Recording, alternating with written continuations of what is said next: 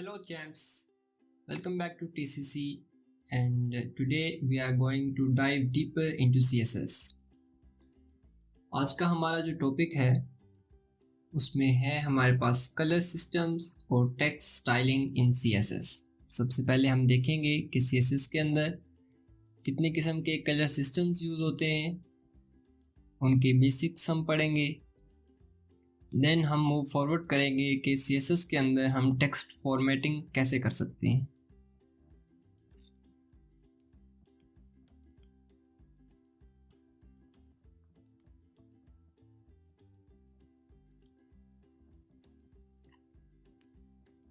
Colour systems के अगर तरफ हम जाएं और हम स्टडी करें तो पहला जो हमें कलर सिस्टम हमें यूज़ करने के लिए मिलता है CSS के अंदर वो है नेम्ड कलर्स। बिल्कुल सिंपल है, पहले भी हमने यूज़ किया है कि हम जस्ट कलर का नेम किसी भी प्रॉपर्टी के आगे अगर वैल्यू देंगे जो प्रॉपर्टी कलर से रिलेटेड है, अगर उसकी वैल्यू में हम अपना कलर का कोई भी नेम अगर उसको पास करेंगे तो वो उस प्रॉपर्टी का उस एलिमेंट पे वो कलर अप्लाई हो जाएगा। अगर इसको हम अपने एग्जांपल में एक देखें इधर, और अगर हम यहाँ पे देखें हमारे VS कोड के अंदर हमारे पास दो मुख्तलिफ फाइल्स मौजूद हैं, एक HTML की और एक CSS की। तो फर्स्ट ऑफ ऑल हम HTML के अंदर जो बॉयलर प्लेट कोड है उसको हम लाएंगे एमिट को यूज़ करते हुए। अगर आपको एमिट का नहीं पता तो आप रिवाइज़ कर सकते हैं, लेक्चर के टॉप पर एक कार्ड आ रहा होगा, वहाँ से आप रिवाइज़ कर सकते हैं। तो सबसे पहली बात इसके अंदर जो हमें बहुत मोस्ट इम्पोर्टेंट है वो करनी है कि अपने जो CSS की फ़ाइल हमारी है उसको हमने इधर लिंक कर देना है, ताकि हम जो भी CSS अभी राइट करें वो सारा का सारा हमारे वेब पेज के ऊपर अप्लाई हो जाए। देन क्योंकि एग्जांपल के अंदर यहाँ पे हमारे पास h1 का एलिमेंट यूज़ किया गया है तो हम भी वहाँ पे एक h1 का एलिमेंट क्रिएट करेंगे और उसके ऊपर एक कलर की प्रॉपर्टी अप्लाई करेंगे और उसमें वैल्यू हम पास करेंगे, एक कलर और उसका नेम हम पास करेंगे, ताकि हम डिस्प्ले करवा सकें कि हम कलर नेम को कैसे यूज़ करते हैं। यहाँ पे हम एक h1 क्रिएट करते हैं, यहाँ पे हम अपने चैनल का नाम पास करेंगे इसमें, और अगर हम ब्राउज़र के ऊपर देखें अब हमारा जो डिफ़ॉल्ट कलर के साथ h1 जो है हमारा ब्राउज़र के अंदर शो हो रहा है, जो डिफ़ॉल्ट कलर इसका है वो है ब्लैक। और लेकिन क्या हो कि अगर हमने कलर को चेंज करना है तो वो हम CSS से करेंगे। और अपने अगर CSS के अंदर हम देखें तो यहाँ पे जस्ट हम एक h1 का एलिमेंट का सिलेक्टर लाएंगे, then open and close parenthesis के अंदर हम यहाँ पे जस्ट कलर की प्रॉपर्टी देंगे।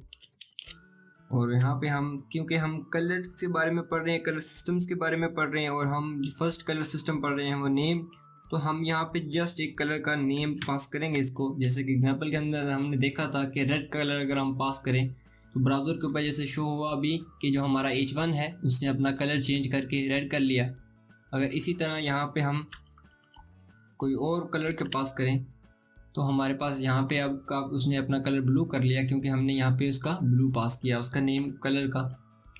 इसी तरह अगर हम यहाँ पे देखें तो हमारे पास काफ़ी सारे ऐसे कलर हैं जिनका जस्ट हम नेम पास करें तो क्या होगा कि CSS के अंदर उनको डिस्प्ले करवा दिया जाएगा, हमारी जो वैल्यू होगी वो उन कलर्स की हो जाएगी। फॉर एग्जांपल अगर हमने येलो करना है किसी को तो अब हमारा जो टेक्स्ट था वो येलो हो गया। इसको वापस हम रेड कर देते हैं और अब हम देखते हैं अपना दूसरा कलर सिस्टम हमारा कौन सा है। तो अब अगर हम देखें हमारा जो दूसरा कलर सिस्टम है वो है हेक्स कोड्स। पहले हमने देखा है colour system just colour names, अगर हमने किसी वैल्यू को पास करवाना है किसी कलर प्रॉपर्टी के अंदर तो जस्ट हम उस कलर का नेम लिख देंगे। और CSS के अंदर काफ़ी सारे अप्रोक्सीमेटली 160 कलर्स ऐसे हैं जिनको हम यूज़ कर सकते हैं, जस्ट उनका नेम राइट करेंगे तो कलर डिस्प्ले हो जाएगा।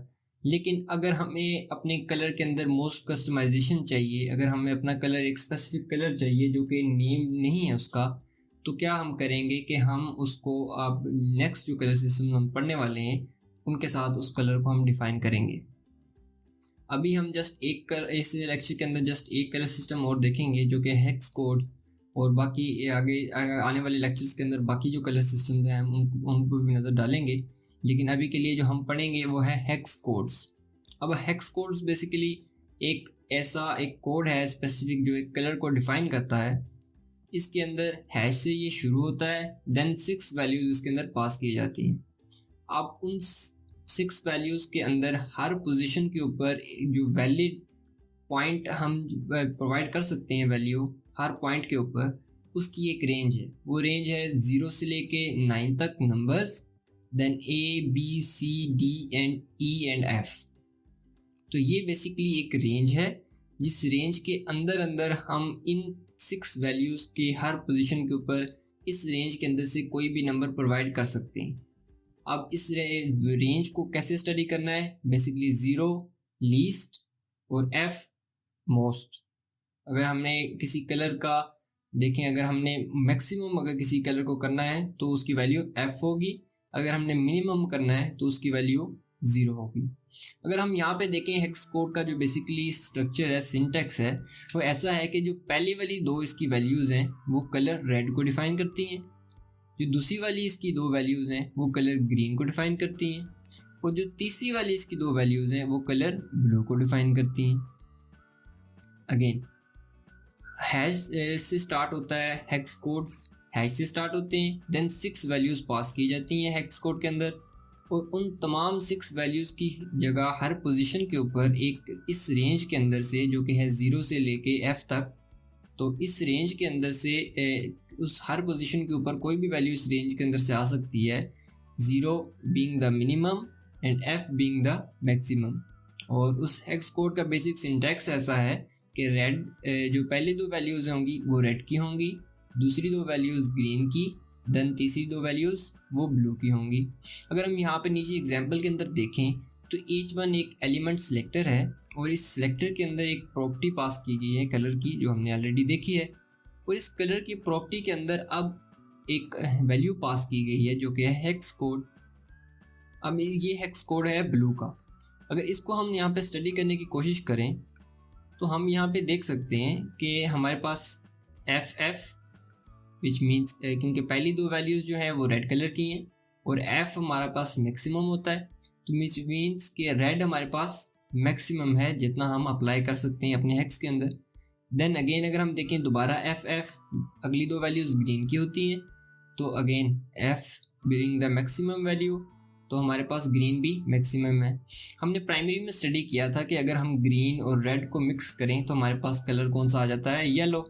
तो हमारे पास यहाँ पे येलो कलर क्रिएट हो गया, और हमारी जो थर्ड पेयर था दो वैल्यूज़ का, जो कि ब्लू को रिप्रेजेंट करता है, वो यहाँ पे 0 है, 0 बीइंग द मिनिमम, कि हमने इस कलर के अंदर जो हमने मिक्सचर कोड तैयार किया है, इसके अंदर जस्ट हमने रेड और ग्रीन का मैक्सिमम प्रोवाइड किया है, देन हमने ब्लू को जस्ट लेफ्ट आउट कर दिया, 0 प्रोवाइड किया है, विच मीन्स कि हमारे पास रेड और ग्रीन मिक्स होंगे जो कि क्या प्रोवाइड करेंगे हमें?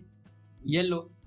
इसको अगर हम अपने VS कोड के अंदर कोड करें तो यहाँ पे हमारे पास यहाँ पे रेड कलर हमारे पास है, हम इसको यहाँ से रिमूव करते हैं और यहाँ पे अब हेक्स से हम चेंज करने की कोशिश करते हैं। अगर हम देखें रेड कलर को डिफाइन करने के लिए हम दोबारा अपनी स्लाइड पे आ जाएं, और क्योंकि पहली दो वैल्यूज़ हमारी जस्ट रेड कलर को डिफाइन करती हैं, तो अगर हमने रेड जस्ट कलर को डिफाइन करना है तो हम पहली दो वैल्यूज़ को मैक्सिमम करेंगे, देन दूसरी जो दो पेयर्स होंगे उन दोनों को हम मिनिमम कर देंगे, विच इज़ 0। तो अगर हम यहाँ पे देखें F विच मीन्स कि रेड जो है वैल्यू वो मैक्सिमम पे हो जाए, देन हम क्या करेंगे कि हम 0 प्रोवाइड करेंगे ग्रीन के लिए, देन 0 प्रोवाइड करेंगे हम ब्लू के लिए। तो हमारा जो कलर हम यहाँ पे देखते हैं, हमारा H1 जो कलर यहाँ पे हुआ है वो अब रेड हो गया है, क्योंकि हमने इस हेक्स को फॉलो करते हुए इसका सिंटैक्स, जो पहली दो वैल्यूज़ थी रेड थी, उनको हमने मैक्सिमम किया, बाकी को 0 कर दिया, तो हमारे पास कौन सा कलर जनरेट हुआ? रेड का। और इस सिमिलरली अगर हम फर्स्ट दो वैल्यूज़ को 0 कर दें और सेकंड दो वैल्यूज़ को अगर हम मैक्सिमम करें, विच इज़ FF, तो हमारे पास कौन सा कलर जनरेट होगा? ऑफ कोर्स ग्रीन होगा, क्योंकि जो सेकंड पेयर ऑफ वैल्यूज़ है हेक्स कोड के अंदर वो ग्रीन कलर को रिप्रेजेंट करती हैं। अगर हम ग्रीन कलर मैक्सिमम देते हैं और बाकी दोनों मिनिमम करते हैं तो हमारे पास ग्रीन कलर जनरेट होगा। इसी तरह अगर हम सेकंड पेयर को भी 0 कर दें और जो थर्ड पेयर है इसको हम मैक्सिमम करें FF, तो हमारे पास कलर ब्लू जनरेट होगा, क्योंकि जो थर्ड पेयर है वो कलर ब्लू को रिप्रेजेंट करता है। और अगर इसी तरह हम तीनों वैल्यूज़ को, तीनों पेयर्स को 0 0 करें, विच मीन्स कि हम कोई कलर रिप्रेजेंट नहीं कर रहे, अब तमाम कलर हमने इक्वेशन के अंदर से निकाल लिया है, तो बाकी हमारे पास क्या बच जाएगा? ऑफ कोर्स ब्लैक बच जाएगा, क्योंकि ब्लैक के अंदर तमाम कलर्स अब्जॉर्ब हो जाते हैं, तो black is the minimum colour. ठीक है, तमाम वैल्यूज़ 0 होंगी तो मिनिमम हो जाएगी।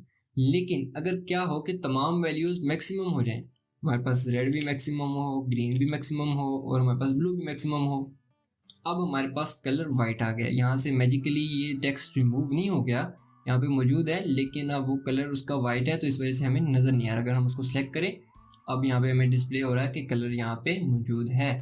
तो ये हमारे पास बेसिकली हेक्स कोड्स हैं कि हमारे कलर को रिप्रेजेंट करने के लिए हेक्स कोड्स का इस्तेमाल किया जाता है। अब अगर हम थोड़ा सा और हेक्स कोड देख लें, हमारे पास कौन कौन से हेक्स कोड्स मौजूद हैं, तो वीएस कोड इस्तेमाल करने के एक और पर्क ये भी है कि अगर आप कलर की किसी भी प्रॉपर्टी के अंदर कोई भी कलर डिफाइन करते हैं, अगर उसके ऊपर आप होवर करें तो हमारे पास ये एक ऐसा एक कलर पिकर यूज हमारे पास आ जाता है सामने। तो इस कलर पिकर को अगर हम यहाँ से कोई भी कलर सेलेक्ट करेंगे तो उसका हेक्स कोड हमें ऑटोमेटिकली वीएस कोड दे देता है। तो फॉर एग्जांपल अगर हम यहाँ से एक अच्छा सा ब्लू कलर डिफाइन कर लेते हैं,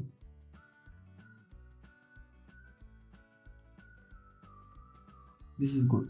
तो अब अगर हम देखें हमारे पास हेक्स कोड आ गया 39, विच इज़ रेड की वैल्यू है, रेड की फर्स्ट वैल्यू 3 जो कि छोटी वैल्यू है, देन 9 जो कि टॉप की वैल्यू है, बड़ी वैल्यू है। तो हमारे पास ऑलमोस्ट एक जो हमारे पास रेड की वैल्यू है वो मिडिल ग्राउंड में है।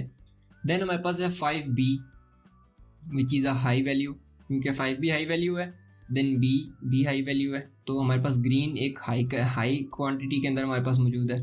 देन हमारे पास जो ब्लू है वो हमारे पास FO, तो F क्योंकि हमारे पास मैक्सिमम है, तो हमारे पास यहाँ पे क्या हो रहा है कि ब्लू यहाँ पे टेक ओवर कर रहा है बाकी तमाम वैल्यूज़ को, क्योंकि हमारे पास ब्लू की एक वैल्यू F है विच इज़ मैक्सिमम ब्लू। तो हमारे पास यहाँ पे कलर कौन सा डोमिनेट कौन सा आ रहा है? ब्लू। अब इसके अंदर कुछ कलर ग्रीन और रेड भी मिक्स है, लेकिन अब वो इसको ज़रा हल्का सा शेड दे रहे हैं कि अगर हम ग्रीन और रेड को 0 0 कर देंगे तो ये एक ब्राइट ब्लू हो जाएगा, लेकिन ये वाला जो एक स्पेसिफिक शेड है ये अब अगर हम ग्रीन और रेड मिक्स करते हैं इसके अंदर तब भी हमें ये शेड मिल सकता है। और इसी तरह यहाँ पे अब थाउजेंड्स ऑफ कलर्स आ गए। पहले हमने देखा कि जस्ट 160 कलर थे नेम्ड कलर सिस्टम के अंदर जिनको हम डिफाइन कर सकते थे, लेकिन अब हेक्स कलर सिस्टम ने हमें क्या किया कि अगर हम इस स्लाइडर को लेके यहाँ से इधर इधर घुमाएं तो हमारे पास जस्ट ब्लू की रेंज के अंदर 1000 ऑफ कलर्स हैं, जबकि हमारे पास बाकी तमाम रेंजेस भी हैं। इसी तरह हमारे पास एक बहुत बड़ी क्वांटिटी आ जाती है कलर्स की और शेड्स की, जो कि हम डिफ़ाइन कर सकते हैं अपने वेब ब्राउज़र वेबसाइट के लिए, जो कि एक बहुत अच्छा एक्सपेक्ट है अपनी वेबसाइट को डिज़ाइन करने के लिए कि आपको ऑप्शन मिले कि आप मुख्तलिफ कलर्स को अपनी वेबसाइट के अंदर इंटीग्रेट कर सकें।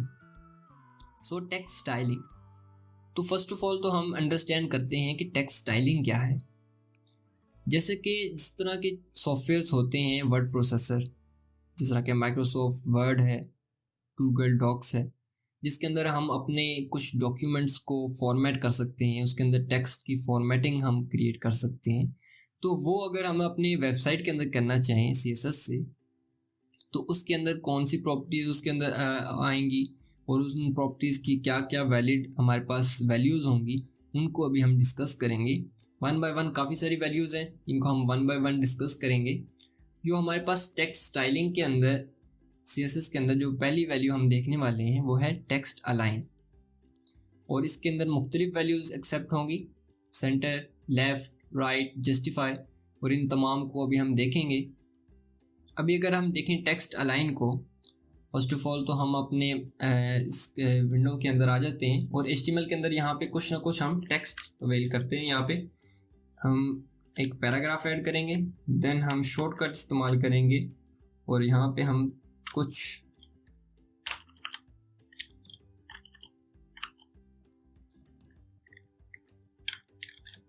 VS कोड का शॉर्टकट इस्तेमाल करते हुए हम यहाँ पे कुछ टेक्स्ट अपना ले आएंगे। देन क्या करना है, हमने इसके ऊपर अप्लाई करनी है अपनी जो प्रॉपर्टी अभी हमने देखी है टेक्स्ट अलाइन सेंटर।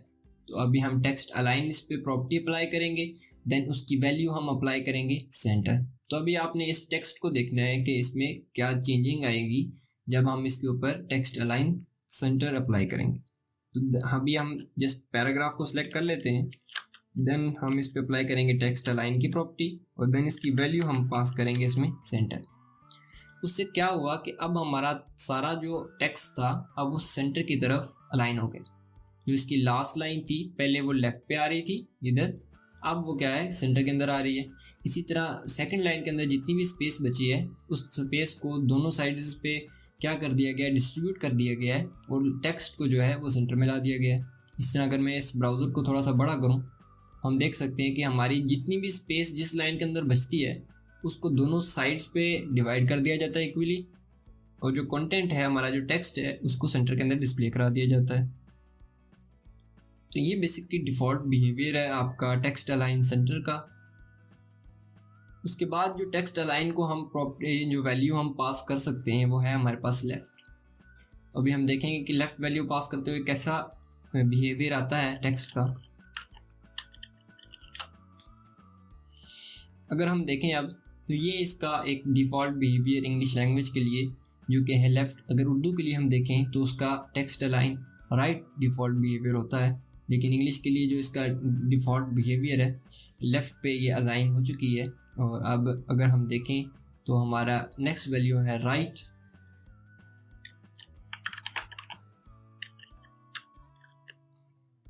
अब क्या है कि जितनी भी स्पेस बचती थी अब वो टेक्स्ट के लेफ़्ट पे मौजूद है और टेक्स्ट जो है बेसिकली वो राइट पे अलाइंड है, जबकि पहले टेक्स्ट अलाइन लेफ़्ट से हमारा टेक्स्ट जो था लेफ़्ट पे अलाइंड था और स्पेस सारी जो एक्स्ट्रा बचती थी हर लाइन में वो हमारे राइट पे थी।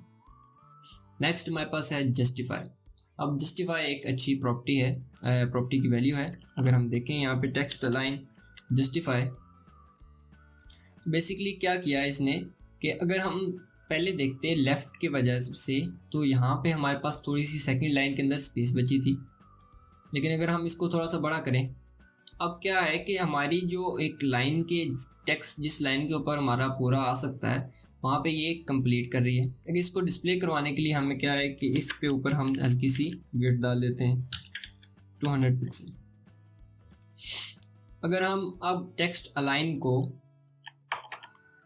लेफ़्ट कर दें जो कि डिफ़ॉल्ट है तो क्या होगा कि यहाँ पे आप देखें कि हमारी ये टेक्स्ट इसके नीचे नहीं है, देन ये टेक्स्ट भी इसके इक्वली लाइन नहीं है, ये लाइन इससे आगे है, देन एक रेगुलर नहीं है, ये बिल्कुल एक जिस तरह इस तरह स्ट्रेट लाइन इस साइड पे है इस तरह की स्ट्रेट लाइन इधर नहीं है, यहाँ पे ऊपर नीचे है। तो अगर हम यहाँ से टेक्स्ट अलाइन जस्टिफाई करते हैं तो क्या होगा कि जितना भी टेक्स्ट होगा अगर टेक्स्ट के दरमियान वर्ड्स के दरमियान वो फासले को इंक्रीज कर देगा जिधर भी जरूरत पड़ेगी, लेकिन क्या करेगा कि जो राइट और लेफ़्ट पे जो एक बॉर्डर्स बनेंगे ना टेक्स्ट के उन तमाम को वो जस्ट स्ट्रेट लाइन में रखेगा टेक्स्ट अलाइन जस्टिफाई जो है, ताकि जो आपका टेक्स्ट है वो एक खूबसूरती की तरह नज़र आए और आप जिस तरह का चाहते हैं आप उस तरह का उसको एडिट कर सकते हैं।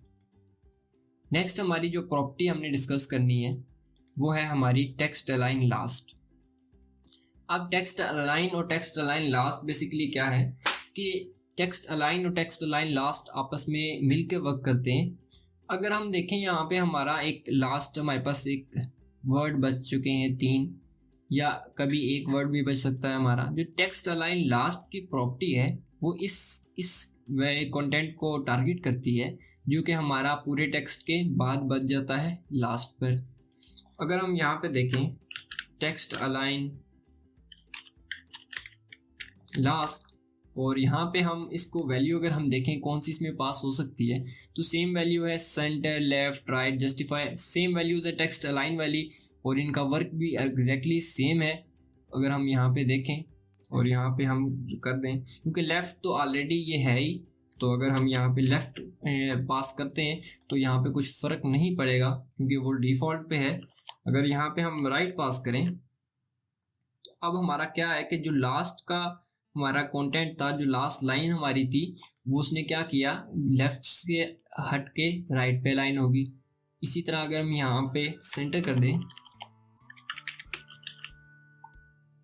तो अब हमारा क्या है कि ये जो पैराग्राफ था पहले ये पैराग्राफ जब ये लेफ़्ट पे था तो अनबैलेंस सा महसूस हो रहा था, लेकिन अब क्या है कि अब ये एक यूनिफॉर्म सा महसूस हो रहा है। तो ये टेक्स्ट अलाइन लास्ट की प्रॉपर्टी इसलिए यूज़ की जाती है ताकि हमारी जो लास्ट लाइन बच चुकी है इसकी अलाइनमेंट को हम देख सकें, इसके अलाइनमेंट को हम प्रॉपर तरीके से अपनी मर्ज़ी से कर सकें।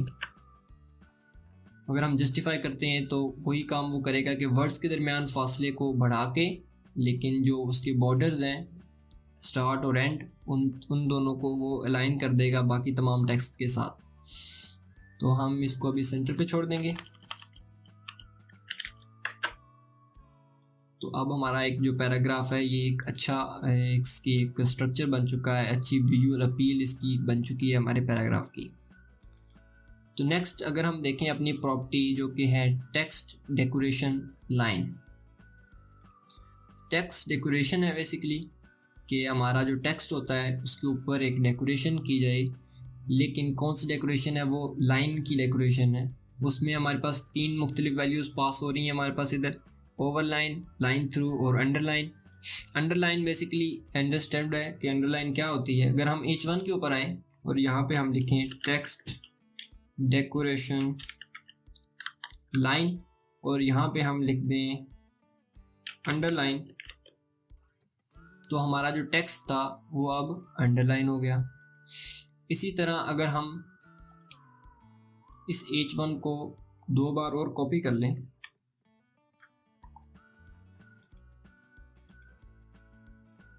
और इन दोनों को हम आईडीज दे दें, हम लिखते हैं H1 second which means second H1,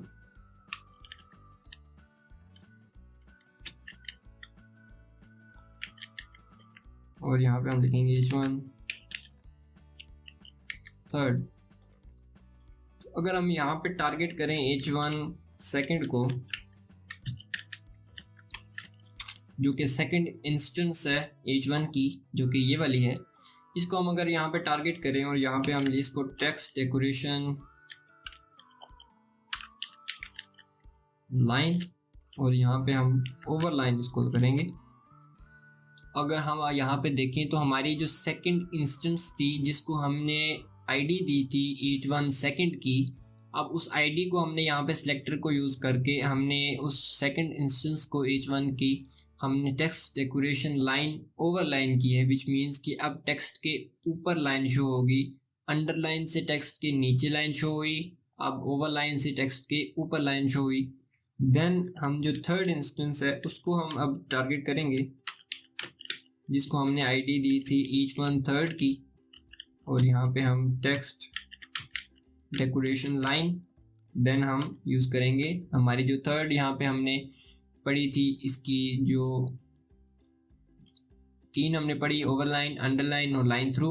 और अब लाइन थ्रू को हमने देखा कि टेक्स्ट के थ्रू लाइन एक पास करा दी गई, टेक्स्ट डेकोरेशन लाइन उसकी वैल्यू हमने जब पास की लाइन थ्रू, तो हमारा जो टेक्स्ट था उसके थ्रू हमारी एक लाइन यहाँ पे पास करवा दी गई है। तो ये बेसिकली टेक्स्ट डेकोरेशन लाइन की प्रॉपर्टी है। CSS के अंदर 3 मुख्तलिफ वैल्यूज़ हैं, इनको यूज़ करते हुए आप अपने टेक्स्ट को स्टाइल कर सकते हैं जिस तरह आप मर्जी चाहें।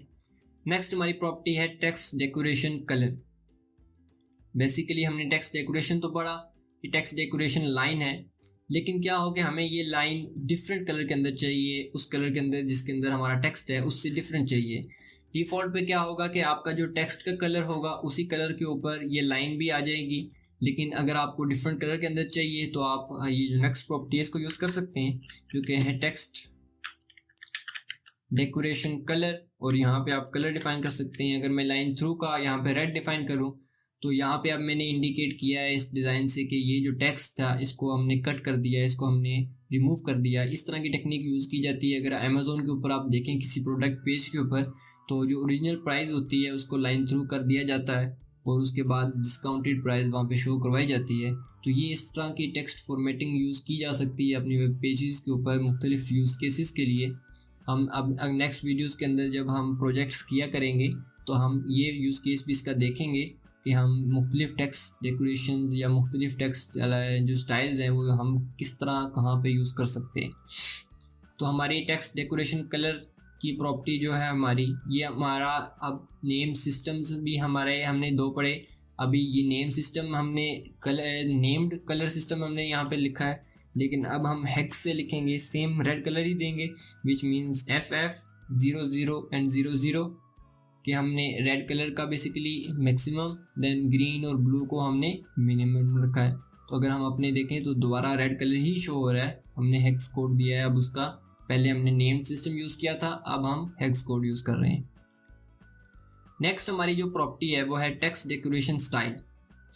अगर हमने अभी देखें तो हमने जस्ट टेक्स्ट डेकोरेशन लाइन हमने प्रॉपर्टी दिखी और उसकी हमने एक वैल्यू पास की, तो हमारे पास यहाँ पे एक हमारे पास लाइन आ गई। लेकिन क्या हो कि हमें इस लाइन को और ज़्यादा कस्टमाइज़ करना है, उसके लिए हम टेक्स्ट डेकोरेशन स्टाइल यूज़ करेंगे।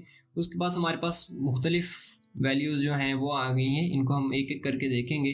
पहले है solid, double, dotted, dashed and wavy.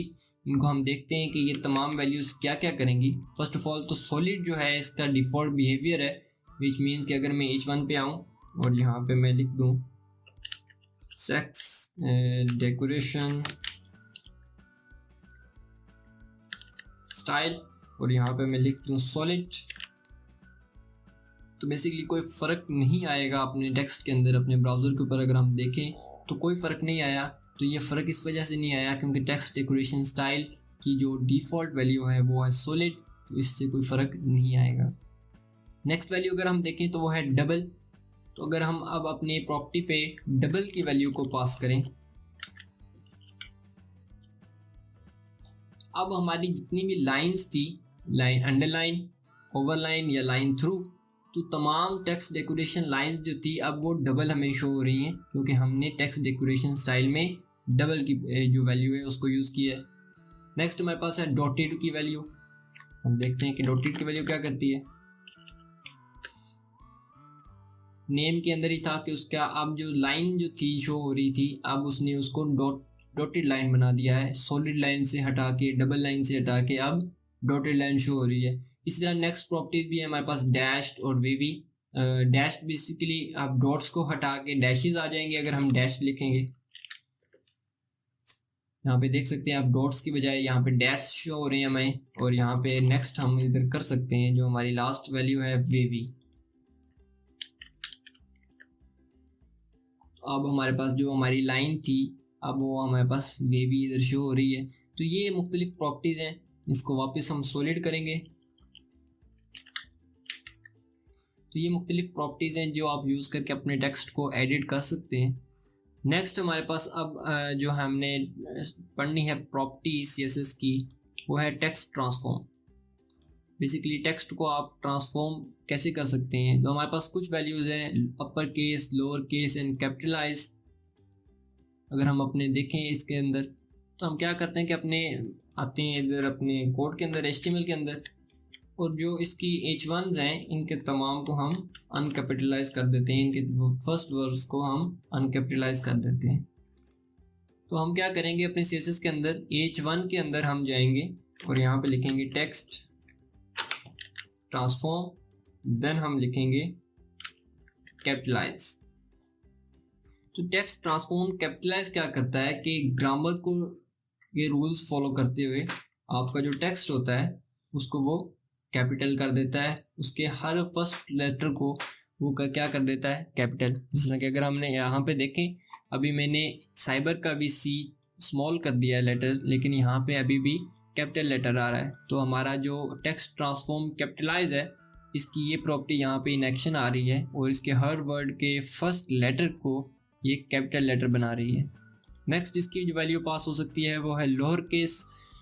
Same similar जिस तरह हमने अपर केस किया है, कैपिटलाइज से किया है, इस तरह हम अब लोअर केस कर सकते हैं। अब तमाम के तमाम लेटर्स जो भी हमारे टेक्स्ट के अंदर मौजूद होंगे, डजेंट मैटर कि वो कैपिटल हैं या स्मॉल लेटर हैं, अब वो सारे के सारे लोअर केस में शो होंगे। हमने ओरिजिनल टेक्स्ट के अंदर अपर केस या लोअर केस में लिखे थे, अब वो मैटर नहीं करता क्योंकि हमने उसको ओवरराइड कर दिया CSS के थ्रू, हमने टेक्स्ट ट्रांसफॉर्म लोअर केस लगा दिया है। नेक्स्ट है हमारे पास अपर केस।